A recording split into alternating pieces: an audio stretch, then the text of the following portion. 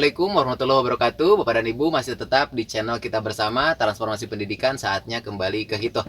Sesi ini adalah sesi kuliah kilat ya Bapak dan Ibu, tentang beberapa hal yang akan kita pelajari dan penting untuk kita implementasikan dalam praktek keseharian ketika kita mengajar Bapak dan Ibu. Kemarin kita sudah membahas pada konten sebelumnya tentang profil pelajar Pancasila yang ada 6 Bapak dan Ibu ya. Di antaranya adalah yang pertama beriman dan bertakwa kepada Tuhan Yang Maha Esa, kemudian berakhlak mulia, yang kedua mandiri, yang ketiga adalah bernalar kritis, kemudian yang keempat kreatif, yang kelima gotong royong ya, dan yang keenam adalah berkebinekaan global.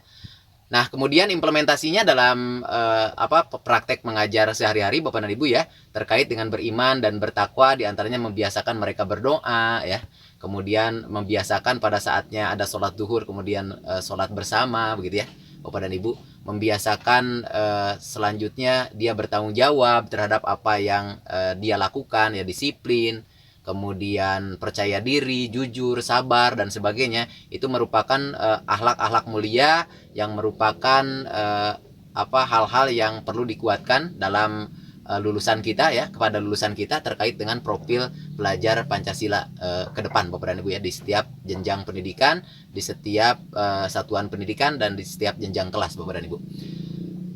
Bapak dan Ibu, di dalam konten sebelumnya kita telah membahas elemen-elemen kunci dalam setiap profil tadi ya.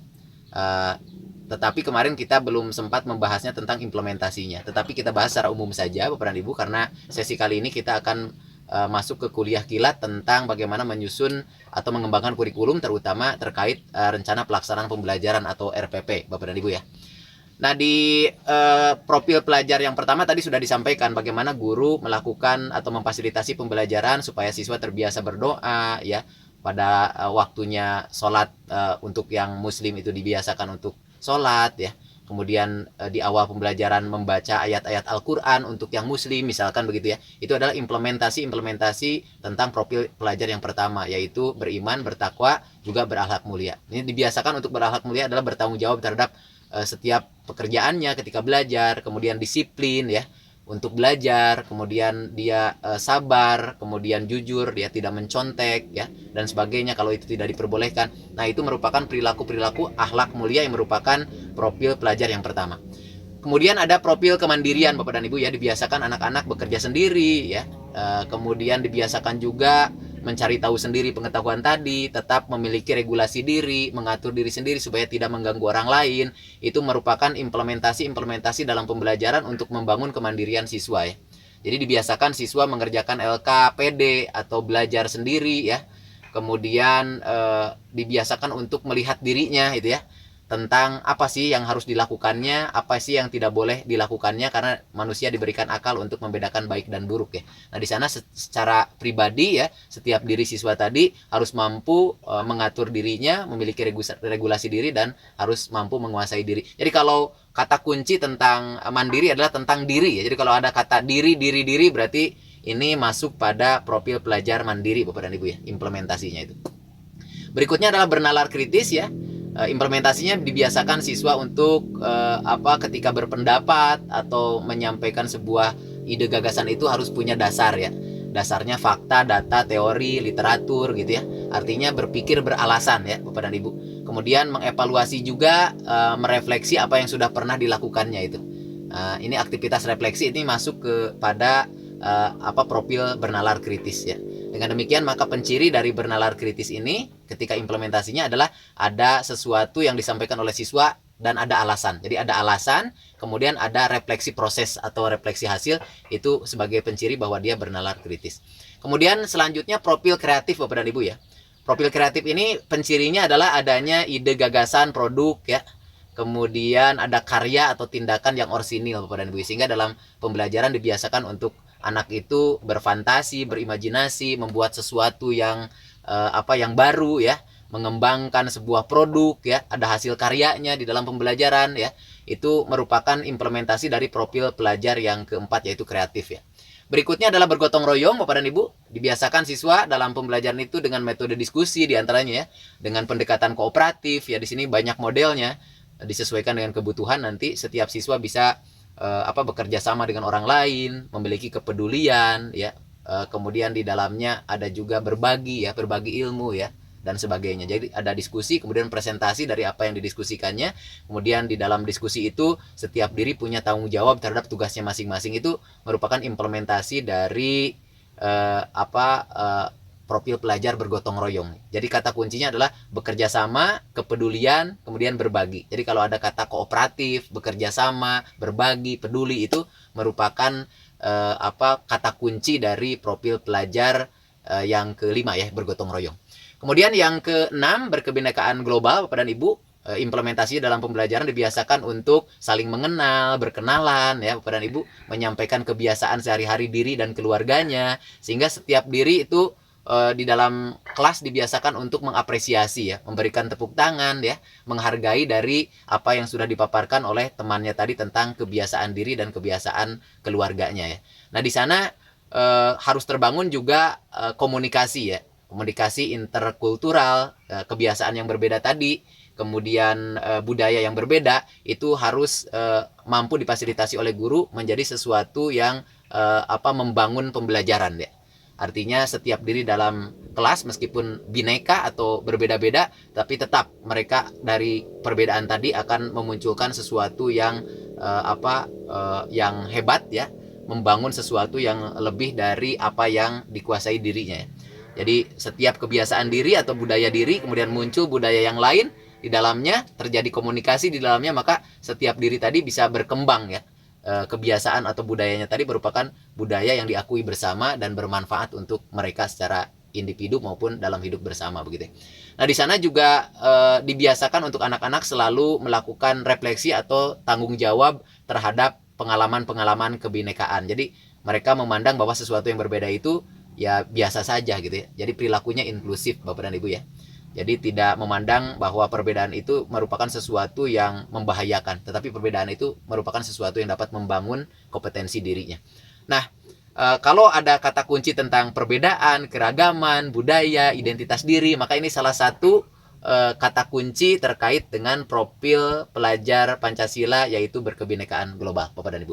Nah, dengan demikian dari profil pelajar Pancasila yang sudah kita bahas kemarin, itu sebenarnya ada keterkaitannya, relevansinya dengan hasil kajian OECD ya, World Economic Forum, yang membahas tentang kecakapan abad 21 atau 4C ya.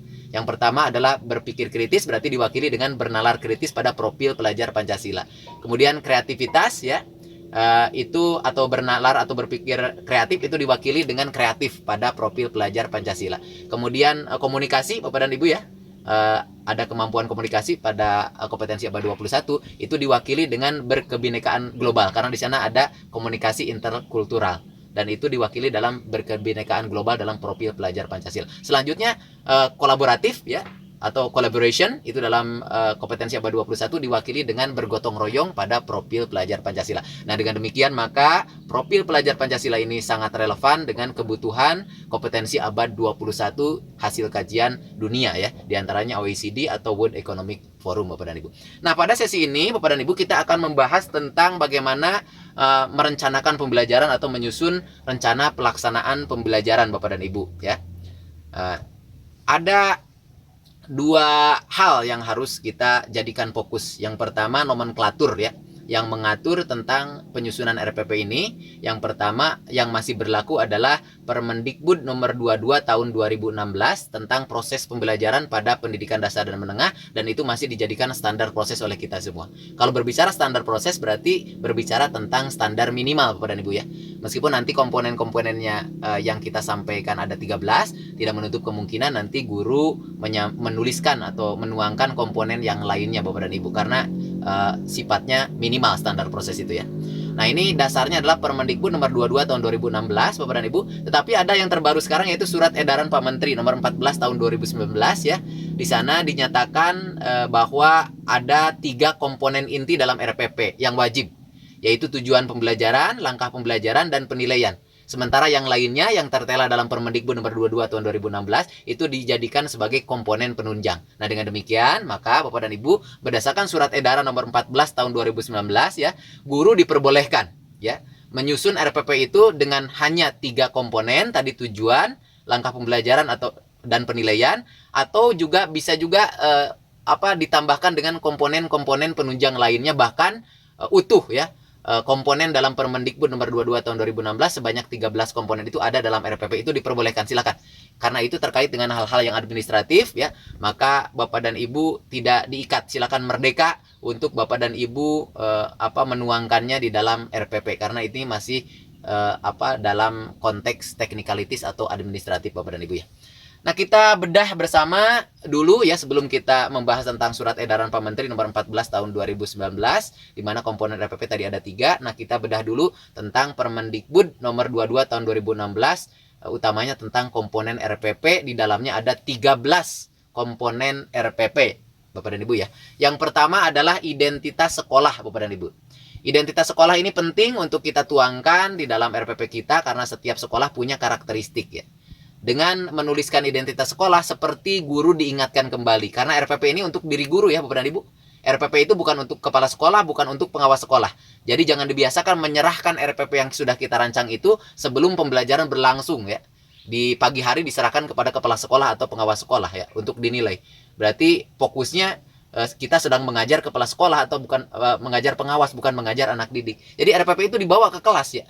Karena sebagai rancangan yang sudah kita pikirkan selama 1 hari, 2 hari, bahkan 1 minggu rancangan pembelajaran itu. Sayang kalau kita tidak membawanya. Apalagi guru itu banyak lupanya ya, misalkan. Maka RPP itu sebaiknya dibawa ke kelas ya. Kemudian sepertinya RPP tadi akan memandu kita melaksanakan pembelajaran. Sayang kalau tidak dibawa ke kelas, nanti kita lupa karena itu sudah kita pikirkan sebelumnya itu jauh-jauh hari, dan sayang kalau kita lupa begitu ya. Jadi bawa untuk memandu kita. Jangan dibiasakan menyerahkan kepada kepala sekolah atau pengawas untuk dinilai. Berarti kita sedang mengajari kepala sekolah dan pengawas tadi ya Bapak Ibu. Ingat, yang sedang kita ajar adalah anak didik. Berarti kita membuat RPP itu untuk apa? Untuk pembelajaran supaya efektif. Untuk siapa? Untuk anak didik kita ya. Dan panduannya adalah untuk kita sendiri. Nah, dengan demikian maka dengan menulis identitas sekolah seperti mengingatkan diri ya, bahwa sekolah ini memiliki karakteristik demikian gitu ya. Nah, maka guru sudah mulai membayangkan bahwa sekolah ini memiliki karakteristik bahwa kelengkapannya, sarana prasarananya sudah diketahui oleh guru ya. Kemudian karakteristik siswa secara umum, karakteristik kelengkapan belajar yang lainnya yang dimiliki oleh sekolah itu komprehensif ada dalam benak guru, terbayangkan ketika kita menuliskan identitas sekolah Bapak dan Ibu. Yang kedua adalah identitas mata pelajaran atau tema dan subtema Bapak dan Ibu.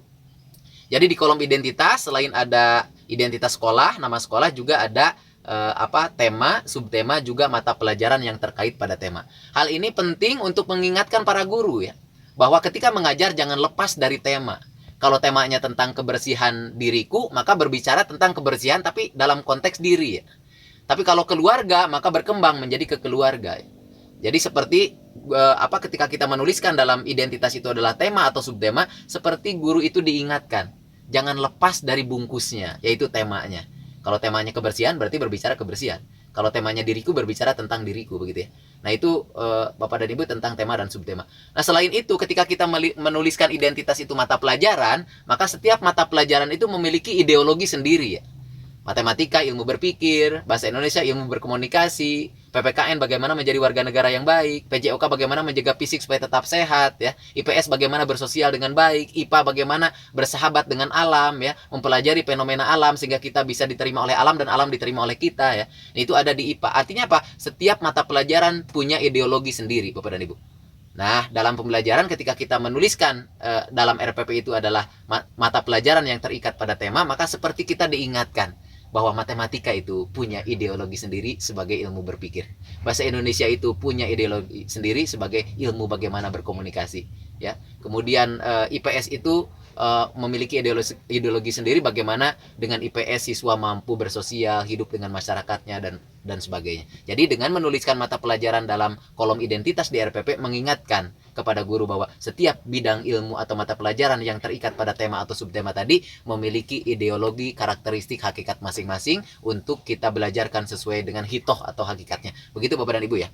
Nah, kemudian di kolom identitas ada kelas ya, kemudian ada semester Bapak dan Ibu. Nah, ketika kita menuliskan di kolom identitas kelas, maka setiap kelas tadi, jenjang kelas punya karakteristik sendiri. Di Kayak Jada Bantara dalam bedah buku kemarin sudah kita jelaskan di konten-konten sebelumnya ya, bahwa kelas awal 1, 2, 3 itu beda dengan kelas tinggi yang 4, 5, 6. 1, 2, 3 itu meskipun masih masa intelektual tapi yang cocok adalah metode wiraga gitu ya. Nah, kemudian untuk kelas tinggi ya, kelas 4, 5, 6, meskipun sama-sama dengan kelas awal tadi adalah masa intelektual dari 7 sampai 14 tahun, tetapi yang cocok adalah metode Wirama. Nah, dengan demikian, maka dalam pembelajaran setelah kita tulis di kolom identitas itu adalah komponen kelas, maka seperti guru diingatkan bahwa setiap jenjang kelas memiliki karakteristik yang harus ketika kita mengajar disesuaikan dengan karakteristik umum mereka, begitu ya Bapak dan Ibu. Nah, itu pentingnya kita menuliskan di kolom identitas tadi terkait dengan beberapa hal yang tadi saya sampaikan, baik itu sekolah, mata pelajaran, tema subtema maupun kelas Bapak dan Ibu ya. Berikutnya masih di kolom identitas Bapak dan Ibu ya. Menurut Permendikbud nomor 22 tahun 2016 ada komponen yang lain yang disebut dengan materi pokok Bapak dan Ibu ya. Biasanya ketika kita menuliskan komponen materi pokok, kita melihat kompetensi dasar. Di dalam kompetensi dasar, di mana kompetensi dasar itu merupakan kemampuan minimal siswa ya, di dalamnya ada kata kerja dan materi ya. Nah, materi yang tertuang di dalam KD itu merupakan materi pokok Bapak dan Ibu ya. Nah, kata kerjanya merupakan kata kerja minimal ya, yang merupakan kata kerja kunci ketika kita merumuskan IPK atau indikator pencapaian kompetensi. Nah, dengan demikian maka dari mana kita mendapatkan materi pokok? Materi pokok kita dapatkan dari kompetensi dasar, karena di dalam kompetensi dasar ada materi pokoknya. Tapi materi pokok ini hanya ditulis butir-butirnya saja Bapak dan Ibu ya, dan tidak ditulis di split per mapel, jadi ditulis langsung saja. Misalkan di bahasa Indonesia ada misalkan memahami puisi anak, maka materi pokoknya adalah puisi anak gitu ya. Kemudian misalkan menjelaskan tentang ciri-ciri bangun ruang berbentuk kubus dalam matematika, maka yang kita tuliskan di dalam materi pokok adalah ciri-ciri bangun ruang berbentuk kubus. Nah, dengan demikian Bapak dan Ibu, banyaknya materi pokok di dalam kolom identitas ini adalah sebanyak mata pelajarannya. Jadi kalau mata pelajaran yang terikat pada tema dan subtema itu ada 3, bahasa Indonesia, kemudian matematika, kemudian IPA ya, maka di dalam materi pokoknya juga ada 3 butir, yaitu materi pokok pada bahasa Indonesia, materi pokok pada matematika, dan materi pokok pada IPA begitu ya. Kenapa demikian? Karena dalam kurikulum 2013 ya, KI 3 dan KI 4 itu selalu bergandengan ya. Dan biasanya dalam RPP dibuat bersamaan antara KI 3 dan KI 4 supaya apa? Supaya dalam pembelajaran itu holistik ya. Tidak hanya anak mengetahui tetapi benar-benar langsung mempraktekkan ketika itu apa yang sudah dipahaminya. Jadi KD 3 titik dengan KD 4 titik, di mana 3 titik adalah pengetahuan, kemudian 4 titik adalah keterampilan, itu selalu bersamaan. Dan materinya akan sama ya. Misalkan 3 titik di dalam mata pelajaran matematika misalkan menjelaskan ciri-ciri bangun ruang berbentuk kubus ya. Maka nanti di dalam prakteknya membuat misalkan jaring-jaring kubus sesuai dengan ciri-ciri bangun ruang berbentuk kubus. Jadi sama. Materi pokoknya adalah tentang ciri-ciri bangun ruang berbentuk kubus. Hanya di yang pertama adalah menjelaskan, yang diinginkan di yang kedua adalah membuatnya, yaitu lebih ke prakteknya ya, begitu Bapak dan Ibu. Jadi KD 3 titik dengan KD 4 titik dalam satu mapel yang muncul bersamaan dalam RPP itu materi pokoknya akan sama. Ya, dengan demikian maka materi pokok butir-butirnya banyaknya itu sebanyak mata pelajaran yang terikat pada tema atau subtema atau jaringan pembelajaran, maaf Bapak dan Ibu ya, yang terikat pada jaringan pembelajaran. Itu Bapak dan Ibu ya. Nah, kemudian selanjutnya adalah alokasi waktu Bapak dan Ibu ya.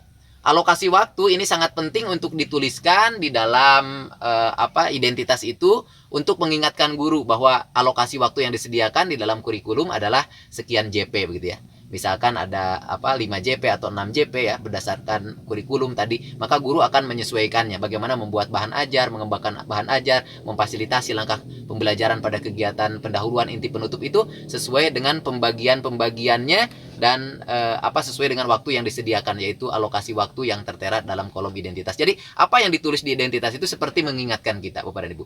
Seperti tadi materi pokok, maka seperti materi pokok yang dituliskan di dalam kolom identitas itu mengingatkan kepada guru bahwa materinya tentang ini, dan setiap materi itu punya dimensinya ya, Bapak dan Ibu. Ada faktual, ada konseptual, ada prosedural, ada metakognitif, dan itu akan berbeda cara mengajarkannya. Dengan demikian ketika kita menuliskan materi pokok tadi di dalam kolom identitas, maka mengingatkan guru tentang bagaimana melakukan fasilitasi pembelajaran sesuai dengan dimensi pengetahuan terkait materi yang ada dalam materi pokok. Begitu Bapak dan Ibu ya. Nah, berikutnya ada juga yang menambahkan di kolom identitas tentang pembelajaran keberapa. Karena dalam kurikulum 2013 selain ada jaringan tema, ada jaringan subtema, juga ada jaringan pembelajaran. Di dalam jaringan pembelajaran inilah ada keterkaitan antar mata pelajaran yang terikat pada jaringan pembelajaran Bapak dan Ibu di kurikulum 2013 itu. Di mana satu subtema itu biasanya 6 pembelajaran kalau harinya penuh dari Senin sampai Sabtu. Atau kalau 5 hari efektif maka jaringan pembelajaran ini pembelajarannya hanya ada 5 Bapak dan Ibu ya. Kalau dari hari Senin sampai Jumat ya. Tetapi tetap karena kurikulum 2013 ini buku guru, buku siswa sudah disediakan untuk 6 pembelajaran Bapak dan Ibu ya, maka kalau kita melaksanakan 5 pembelajaran, maka pembelajaran yang ke-6 KD-KD-nya kita tarik ya, didistribusikan kepada pembelajaran 1 sampai pembelajaran yang ke-5, sehingga dipastikan semua KD di dalam pembelajaran yang ke-6 itu sudah tertitipkan dalam pembelajaran 1 sampai 5. Jadi tidak ada yang terlewatkan. Jadi satu subtema 6 pembelajaran, kemudian satu tema itu adalah 1 bulan ya. Jadi kalau satu subtema 1 minggu efektif ya, 6 pembelajaran. Nah, kalau satu tema itu adalah 4 subtema, di mana satu subtemanya 1 minggu, berarti satu tema itu adalah 1 bulan Bapak dan Ibu. Itu adalah karakteristik untuk implementasi pembelajaran pada kurikulum 2013. Kita tidak membedah yang terbaru Bapak dan Ibu ya, belum ya. Karena yang terbaru ada yang disebut dengan capaian pembelajaran ya. Ada fase-fase di SD itu, ada fase A, fase B, fase C, fase D begitu ya. Nah, nanti akan kita bedah pada sesi berikutnya ya. Kita hanya membedah tentang sesuatu yang bermanfaat, penting, dan ini belum tergantikan dan belum dicabut oleh kebijakan yang terbaru. Ini masih berlaku dan masih bisa kita lakukan dan kita laksanakan. Nah, itu adalah tentang materi pokok dan alokasi waktu ya, tentang kolom identitas. Jadi ada identitas sekolah, identitas tema, subtema, kemudian mata pelajaran yang terikat pada jaringan pembelajaran, kemudian ada pembelajaran keberapa, kemudian ada kelasnya kelas apa ya, semester berapa, materi pokoknya butir-butirnya apa saja, sebanyak mata pelajaran yang terikat pada jaringan pembelajaran, dan yang terakhir adalah alokasi waktu. Itu adalah kolom identitas yang ada di dalam RPP Bapak dan Ibu ya. Nah, masih tetap Bapak dan Ibu di channel Transformasi Pendidikan, saatnya kembali ke Hito. Kita lanjutkan. Berikutnya Bapak dan Ibu adalah kompetensi dasar dan indikator pencapaian kompetensi. Tapi sebelum membahas itu ya, di dalam Permendikbud nomor 22 tahun 2016 tentang komponen RPP itu tidak diwajibkan untuk guru menuliskan kompetensi inti atau KI ya Bapak dan Ibu ya. Tidak diwajibkan untuk menulis KI ya. Tetapi kalau Bapak dan Ibu mau menuliskan, silahkan dituliskan ya. Karena tidak menutup kemungkinan ini sebagai standar minimal. Artinya kurang tidak boleh, lebih boleh. Ya silakan kalau mau dilebihkan dan dianggap penting tadi dan bermakna kompetensi inti untuk dituliskan di dalam RPP, karena RPP ini untuk kita sendiri dan kita merasa menganggap penting bahwa KI harus dituliskan atau menganggap penting KI untuk dituliskan di dalam komponen RPP kita, maka silahkan di bagian setelah identitas dituliskan dulu kompetensi inti. Tetapi ingat, yang dituliskan harus bermakna, jangan sampai yang sejuta umat ya. Jadi RPP guru A dengan RPP guru B kompetensi intinya sama dari KI 1 sampai KI 4, tinggal copy paste saja plek, dan itu yang disebut dengan RPP yang tidak bermakna ya. Seharusnya RPP itu ada genus of differentiation. Jadi ada pembeda dari guru yang satu dengan guru yang lainnya. Misalkan guru yang satu KD-nya hanya KD 3 titik dan 4 titik. Tidak ada KD 1 titik dan 2 titik, yang mana KI 1 ini adalah tentang sikap ketuhanan dan KI 2 tentang sikap sosial. Biasanya KI 1, KI 2 ini dititipkan dalam kurikulum 2013 pada mapel PABP ya, Pendidikan Agama dan Budi Pekerti, dan PPKN, Pendidikan Pancasila dan Kewarganegaraan. Nah, kalau ternyata di dalam jaringan pembelajarannya tidak ada mapel PABP dan PPKN, berarti tidak ada tidak ada KD-KD yang diturunkan dari KI 1 dan KI 2 ya. Jadi yang ada adalah KD 3 titik dan 4 titik yang diturunkan dari KI 3 pengetahuan dan KI 4 adalah keterampilan Bapak dan Ibu ya. Nah, dengan demikian maka sudah saya sampaikan menurut Ki Hajar Dewantara bahwa orientasi dari Balai Wiyata perguruan atau sekolah adalah pada kecerdasan pikiran atau angan-angan. Nah, ini ditandai dengan apabila Bapak dan Ibu membuat RPP, maka selalu ada itu KD-KD yang diturunkan dari KI 3 dan KI 4 ya. Jadi 3 titik, 4 titik itu ciri-ciri KD-KD-nya diturunkan dari KI 3 dan KI 4. Dan itu selalu ada. Kenapa? Karena menurut Ki Hajar Dewantara dari Trisentra Pendidikan, peran utama sekolah adalah mendidik kecerdasan pikiran ya, mendidik kecerdasan angan-angan. Sehingga 3 titik dan 4 titik dipastikan selalu ada. Nah, untuk 1 titik dan 2 titik itu statusnya adalah penguatan ya. Kenapa? Karena peran utamanya adalah keluarga dan masyarakat yang mendidik kecerdasan budi pekerti, kecakapan hidup, dan watak tadi. Nah, ketika 1 titik dan 2 titik ada ya di dalam KD-nya, ya, misalkan KD 1 titik berapa, kemudian ada juga KD 2 titik berapa, maka di dalam KI-nya juga kita tuliskan KI 1, KI 2, KI 3, KI 4 lengkap.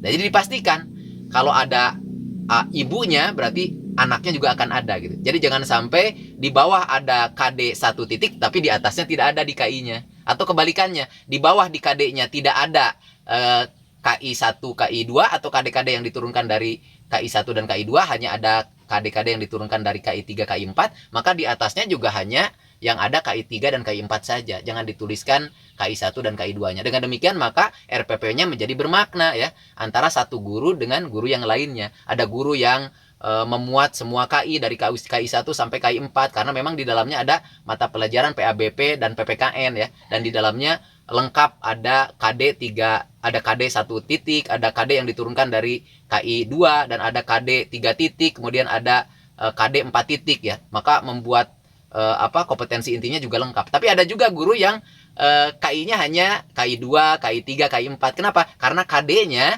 turunannya hanya KD-KD yang diturunkan dari KI 2, KI 3 dan KI 4. Dan ada juga guru yang di dalam KI-nya hanya KI 3 dan KI 4 ya. Kenapa? Karena di dalam RPP-nya, di dalam kompetensi dasarnya itu hanya ada KD-KD yang diturunkan dari KI 3, KI 4. Nah, dengan demikian maka KI tadi menjadi semakin bermakna dan berbeda satu guru dengan guru yang lainnya tergantung kebutuhan Bapak dan Ibu ya. Bapak dan Ibu, itu ya yang kita bahas, fokusnya pada bagian identitas juga kompetensi inti ya Bapak dan Ibu, yang tadi sudah kita bahas menurut Permendikbud nomor 22 tahun 2016. Meskipun dalam permen ini tidak disertakan kompetensi inti, tetapi guru boleh memuat kompetensi inti di dalam RPP-nya karena merupakan standar minimal ya. Permendikbud 22 ini lebih boleh tapi kurang tidak boleh. Begitu Bapak dan Ibu. Itu saja yang dapat kita bahas ya terkait dengan identitas di RPP Bapak dan Ibu. Mudah-mudahan bermanfaat. Tetap di channel kita semua. Silakan kalau suka like ya, dan kini kalau penting silakan subscribe, dan kalau penting untuk orang banyak silakan share. Mudah-mudahan menjadi amal jariah untuk kita bersama ya Bapak dan Ibu, dan kita bisa berkembang bersama melalui komunitas belajar di channel Transformasi Pendidikan Saatnya Kembali ke Hito. Assalamualaikum warahmatullahi wabarakatuh.